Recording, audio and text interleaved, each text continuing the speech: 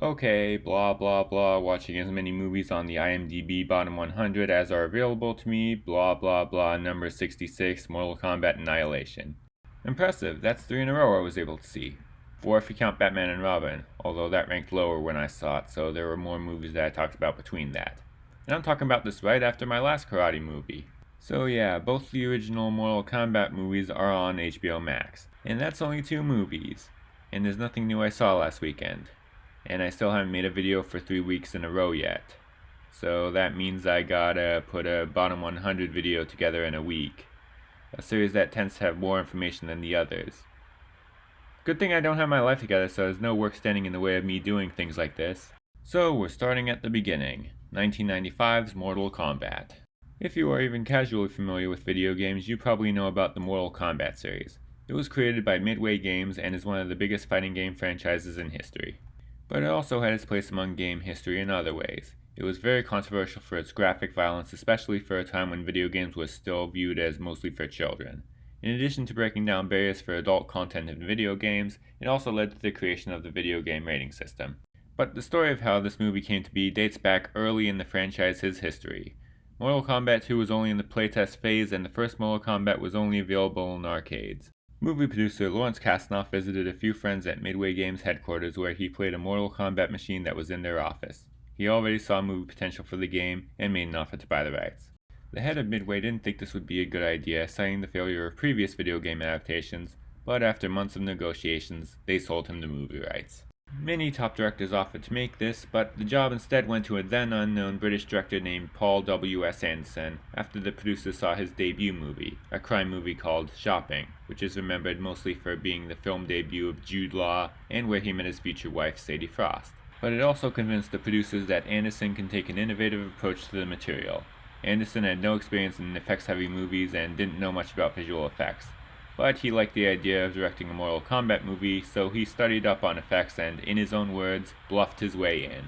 The script was written by Kevin Droney, based on the plot of the first game with elements of Mortal Kombat 2. Cameron Diaz was originally cast as Sonya Blade but dropped out after a wrist injury and was replaced by Bridget Wilson. After being initially rejected for the role, Wilson took a part in Billy Madison and had to start filming Mortal Kombat the day after finishing that. Steve James was originally cast as Jax, but tragically passed away from cancer a year before filming began. Reptile was cut out of the first edit of the movie, but he was put back after test screenings complaining that the fight scenes at the beginning weren't exciting enough. Boy, this is a pointless video, me reading the Wikipedia page for so long. Let's get into the meat of this video. Yeah, I do not think this is a good movie, but I'm not saying I didn't like it.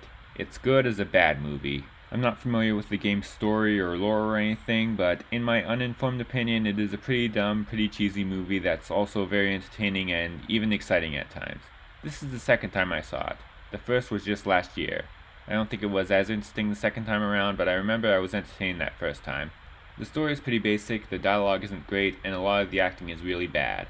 Although on that note, I should probably at least mention that much of it was ad-libbed, including a lot of the quips, which I guess are pretty hit and miss. I guess it's impressive that this line, Pal, when the ship comes in, could you put these on board? You want me to carry your luggage? Yeah. Thank God I didn't ask him to park the car. but at the same time, without that knowledge, it feels like a line from a bad sitcom. But people aren't coming to this movie for that kind of thing. They came for the Mortal Kombat fights, and those are done pretty well. There's good fight choreography here. And it was indeed intense. People were actually injured. One actor broke 2 ribs and just kept fighting without telling anybody except for his opponent because he didn't want to shut down production. There's a major complaint with them you may or may not know already, but we'll get into that. And also the production design. Not all of the effects have held up, but apparently for its time it was praised. Although I'm not really sure if the CGI lizard was among that. Even for the time, that thing still had to have looked like a cartoon character. But really, now it just looks charming in how cheesy it all looks.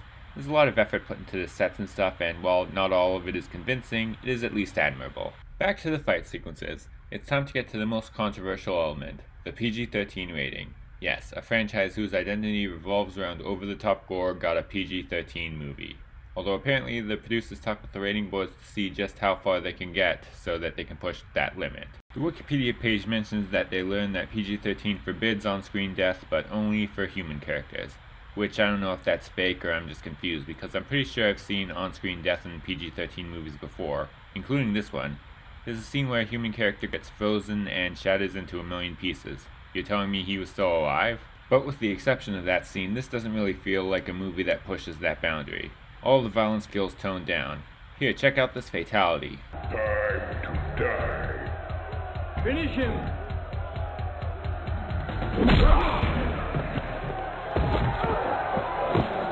Oh damn, that was so brutal. His big fatality is hitting people on the head. How did the ratings board approve that? I've seen Marvel movies that push the PG-13 limit farther, and that's from Disney. Oh well, whatever. This one has a Mortal Kombat tournament with no gore, while the newer Mortal Kombat has gore but no Mortal Kombat tournament. The title is a lie. But I still stand by what I said in my HBO Max and Warner Brothers video that this one is better than the new one, despite not being as true to the violent spirit of the game. But not better by much. It's not a good movie, but it's a good bad one.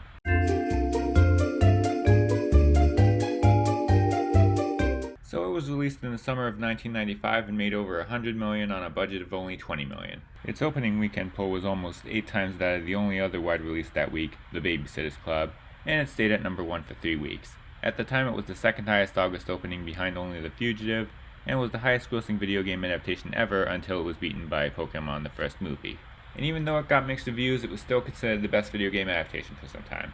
That's one of the many martial arts sequences in Mortal Kombat, which takes the minor prize of being the best video game turned into a movie that I've seen. These are minor awards, but they're important, I'm sure, to the filmmakers. It's also the only halfway decent video game turned into a movie that I've seen. I've never played the video game Mortal Kombat, but after seeing this movie, I'm actually tempted. A lot of fun. Weren't you surprised by the quality? You had a better time, admit it, you had a better time than you thought you were going to have in this picture. Well, since I thought I was going to have a very bad time, that would be true almost no matter what I thought. Okay. It would soon become a cult classic as well. It even had influence on the game, which adapted the idea that a realm must win 10 tournaments before it can invade another, and changed Kano from Japanese to Australian like he was in the movie. Yeah, whitewashing sucks, I know. It also led to a short-lived animated series, a short-lived live-action series, and of course, a sequel with a different director. Meanwhile, Paul W.S. Anderson made a career out of effects-heavy movies that get mixed reviews at best, including another video game adaptation, Resident Evil. And also, all of its sequels. Welcome to Raccoon City was a reboot, not a sequel. He did this because after seeing the sequel to his Mortal Kombat movie, he vowed to never abandon a franchise he created ever again. Yeah.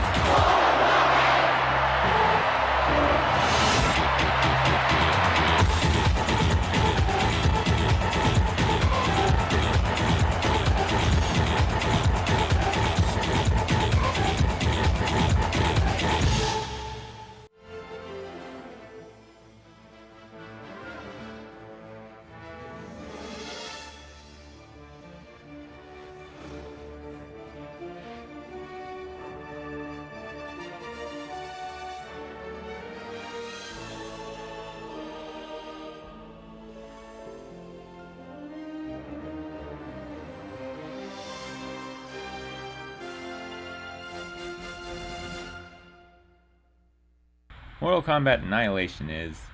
Damn it, why did it have to be this? What am I supposed to say about this movie that hasn't already been said? Well, I guess my tendency to take a fair approach with even these kinds of reviews has got to be worth something. Well, I guess we start with the Wikipedia background stuff. Much shorter this time. It's loosely based on Mortal Kombat 3 with elements of Mortal Kombat 4. And while the first one tried to attract both fans and casual moviegoers, this one catered only to fans of the game. That must be why I'm not a fan of this one. No other reason. Mother. You're alive. Too bad you will die. Like many other sequels I've talked about in this series, this does not have the same cast. The only actors from the original who returned were Robin Shou and Talisa Soto as Liu Kang and Kitana, respectively. While the first one had only one writer, this one had 5, and none of them were that one guy. It was from a first-time director, and the producers have said that they were going to make this much more ambitious than the original. In hindsight, this might not have been the best combination. The story. There pretty much is none. It takes place right after the first one when they've defeated the evil, but then it comes back at the last second for no reason. Set up for the sequel. Surprisingly, they killed one of the main characters, Johnny Cage, in just the first few minutes. I'll admit this surprised me. This is exactly how people felt watching Psycho when it came out. Too bad you will die. Anyway, now the bad guys are going to destroy the world in 6 days, and now they have to stop them. Including Jax, who's still alive for some reason, even though we all saw that he got bonked on the head and died. Or maybe he survived because that was a human character in a PG-13 movie. It all makes sense now. Last time they fought for their lives. This time they're fighting for ours. Wait, I thought they were also fighting for the fate of the world in the first one. What kind of tagline is that? Well, at least their poster has truth in advertising, telling the audience to not have any expectations. Me, I had very low expectations, and they were pretty much met. When they said they wanted to make this more ambitious, they said they wanted to shoot more action, more effects, more Outworld. Basically, they wanted to make this the Fury Road of the franchise. And much like that one, this is indeed all action with just a few short breaks to move the minimal plot forward. The main problem is that, unlike Fury Road, the action and effects they put all this emphasis on suck.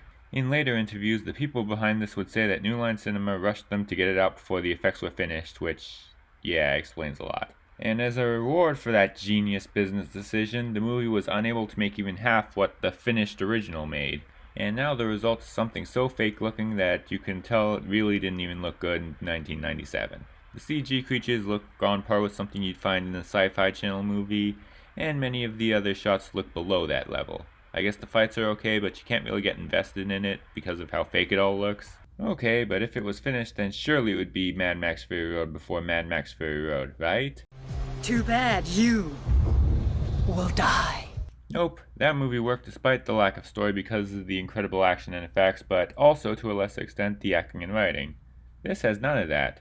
These aspects are even worse than the original. Too bad you will die. There's a strong feeling of Uma Thurman's Poison Ivy from many of the female villains, which is honestly still better than the male villains, who I guess are just bland bad actors. Although I will admit this, if it was actually completed, I would be arguing that it isn't that much worse than the original. And yes, that is a very backhanded compliment. It has more action and effects, more of what worked in the original, and that could have covered up the negative aspects like in the original. But as of now, the effects and of course much of the acting and dialogue make it into a so bad it's good movie. There were many parts where I was laughing when I was not supposed to. It's pretty much on par with Superman 4. But the rest of the world obviously and correctly didn't appreciate that, as it was a critical and box office failure. The franchise's co-creators Ed Boon and John Tobias both considered this to be the worst moment in Mortal Kombat's history. Robin Shou's contract was to be in 3 movies, but due to the reception, the third was quickly cancelled. But there were still attempts to get a third one out. There was even an official poll on the Mortal Kombat website in 2001 asking fans who they thought would die in the third one. But the actual movie was stuck in development hell for over a decade, going through many rewrites and changes in cast and crew. And also, Midway Games filed for bankruptcy, and in 2008, Warner Brothers, who was now the parent company of New Line, made a bid to buy the rights to most of Midway, including one particular fighting franchise. Kasanoff, the producer, sued, saying that he had the rights to it and that he was working on the third one. Unfortunately for him, bankruptcy court sided against him, and Warner Brothers now own Mortal Kombat. The movie spent another decade in development hell, and Warner Brothers decided, you know what, start over. Thank God Annihilation didn't tease a sequel like the first one did. Then we'd all be longing for this amazing story to be wrapped up. Too bad you will die. Okay, back to concluding my review. While the first one was an enjoyable bad movie, this is a movie that's enjoyable because it's so bad. Basically all the flaws of the first one amplified, and all the good stuff done much worse. Really, it deserves to be victim of someone's fatality. Maybe wronged to death?